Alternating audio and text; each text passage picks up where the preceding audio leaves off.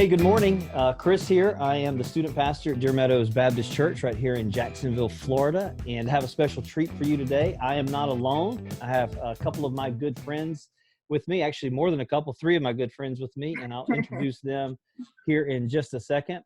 But with the world dealing with the coronavirus and schools going and shutting down all over the country, not only right here in Jacksonville, but all over the country, first through 12th graders, even kindergartens through 12th graders, are more or less quarantined at home and are being introduced to a new way of doing school. And that new way is virtual, and it's going online and online classes.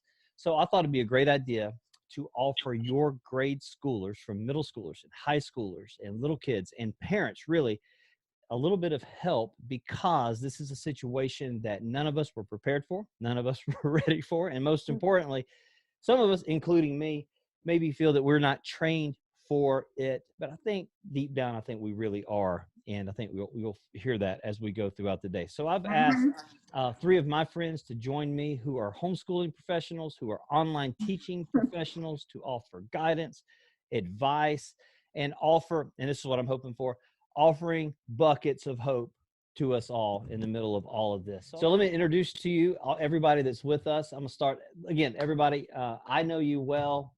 People that will be watching may not know you, so I'll start with Peggy. Peggy, introduce yourself. Hi, so I'm Peggy Kennan. Thanks, Chris, for having us for this afternoon casual conversation. I am a homeschool mom for the past 12 years. I have 4 kids, been through that young stage of homeschooling, and now I have 2 grown college-age students. And my last 2, I have Evan Kennan, who's a senior in high school, and I have Cecilia Kennan, who is a freshman in high school now. Awesome. So thankful for you and for being here today. Thanks down to the bottom right, I see Tiffany Jackson. Hey, Tiffany. Hey, thanks for having me. Yes, ma'am. I am a homeschool mom of 4. We've been at this for about 7 years now. My eldest is 12 years old in 6th grade. Then I have Riley, who's in 3rd grade, 9 years old. Benny, who is a 1st grader, who's 6 years old. And then I have a toddler. So that makes things interesting during the day. It's a lot of juggling. A lot of juggling. And you have all boys. You almost have a full starting 5 basketball team. You need. Yeah, they're not tall. We're soccer family. There it is. Unless you put Skip in there, your husband, he could be the 5th. Yeah, there you go. There you go. So, and then Libby Mann, thank you for being here today. Tell us about you, Libby. Well, I'm a single mom with 2 kids. I have a 6th grader, Addie, and then I have a kindergartner, Eli. And I am unlike these moms. I don't typically homeschool, but I work on the other side of the world, on the other side of that computer screen. I've been a virtual teacher with K-12 now for 12 school years. I've been teaching total 15 years, but online totally for 12 years. Right. Well, ladies, thank you for being here. We're going to jump right into these questions. We have about 8 to walk through that I think will really help those that will be watching this and those that will be listening to this later on. So Tiffany and Peggy, much like our listeners and our watchers that are watching this, I have 2 kids in the public school system. They have set times each day, through their normal day. They go to class to class to class to class. How should we, or should we at all, keep that sort of consistent while they're at home? So I think every family is a unique individual unit. I think some families really thrive off of consistency and keeping a really tight schedule. I think other families can be a little more loose with that. And then that comes along with your child's learning style and kind of how they function. I have 2 that are very color coded with calendars and love to keep everything very organized. And then I have 2 that cramps their artistic style. And so they'd rather be a little loose. So I think you can definitely start out. I think your tip number 1, when you started all this and posting tips online, was to come up with a schedule, but hold on to it loosely. Right. And I think that really comes into play for success right now. So it's always great to have a plan as a parent. It's great to have your plan in place, along with having your kids give their input. This is a really great time to sit shoulder to shoulder with your kids, for you to think like a kid, Many of you are finding yourself working at home, and how you work best at home may not be how your children work best at home. So maybe to set up with a schedule, and then you're constantly honing it, you're constantly tweaking it to make it work for your individual children, but then your family as a whole. So this is the time when flexibility is king. You are the captain of your ship at home, and you set the agenda, you set the schedule for your kids, but allow them that input for what works for them. All right. Tiffany, what about you? I definitely agree with her. Consistency is key. You should always make your expectations known and have them know that nothing's going to change. For instance, in the morning, they know right after they get up and get dressed and breakfast has been eaten, they are to do their chores. That's everything from, so for instance, with the boys, it's make your bed, make your bread, eat breakfast, take out the trash, vacuum, feed the chickens. You all need to get some chickens if you're homeschool family. Can't have that here in St. Johns County, Florida. We can't here either, but we do what we gotta do. Oh boy, they're coming after you, man. I hope the police don't hear this. Every good homeschool family has chickens. Chickens. We need chickens, yes. Kids. Okay, but anyway, so, feed the chickens. And once all those things have been done, they know to come to me. A lot of the time, the schedule will vary. Not so much now with quarantine, but I'd like to give the kids freedom to choose what they're going to take on first. I feel it motivates them in a way. It makes them feel like they're somewhat in control. So from a broad standpoint, I'm in control, but they're dictating a little bit of their day. And I feel that helps just keep them on track. And that's pretty much it. Libby, you teach every day online. Yeah. And now your kids are now home with you, just like my kids are now home with us. What are your plans to balance your work, like for your job, and your work in helping manage your kids and make sure they get everything that they need to get done throughout the day? Great question. When it first came out that the kids would be home with me for 4 weeks, we had a team meeting. And I said, all right, guys, maybe longer. You're 4 weeks at best. We had a team meeting and I said, listen, guys, I've taught from home their entire lives. And so they know mom's got a schedule. Mom's got live classes. Mom's got students. She's got 40 hours she has to commit to a job a week. And so we had a team meeting and I said, you have things that your teachers are going to require from you. And I have things my boss requires from me, or, you're not going to pass and I'm not going to get a paycheck. And depending on the age of your kids, it's important. Be honest with them. I could do that with my 6th grader. She understands that.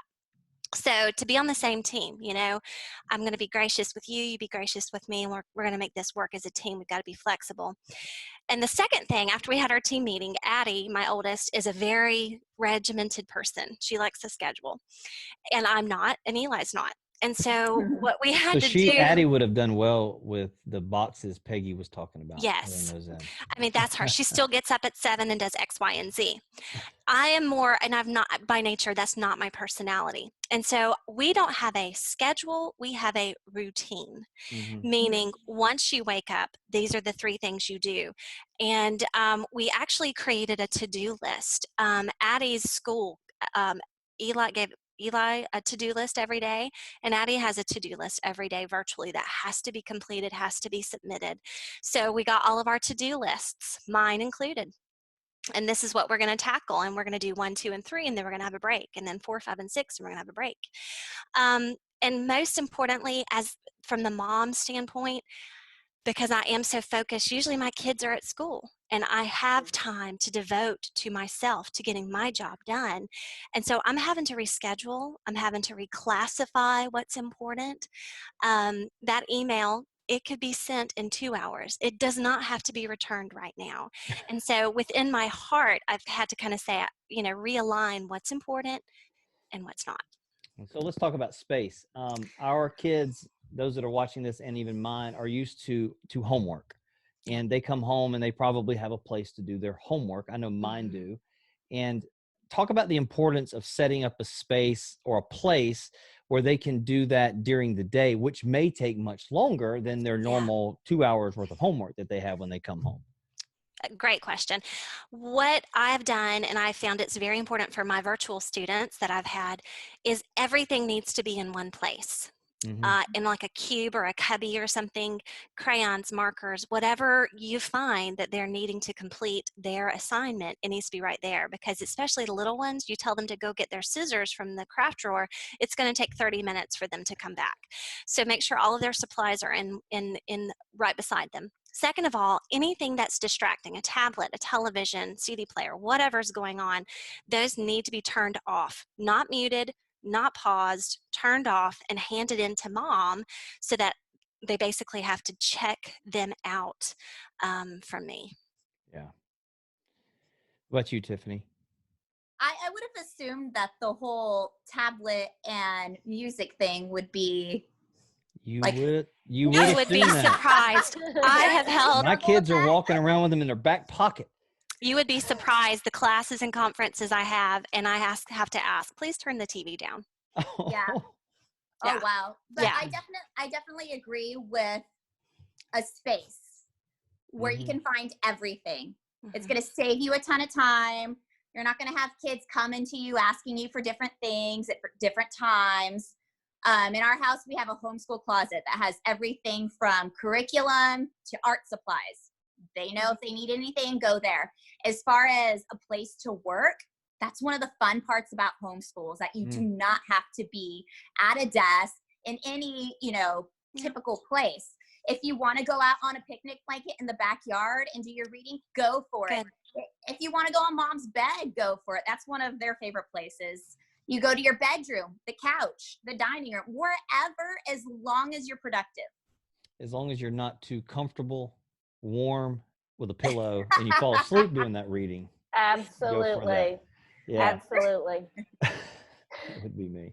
So one thing I would encourage is that because this is new to so many, having to have a true, maybe bigger space, more committed spaces, be okay with the chaos and kind of the mess that it brings with it.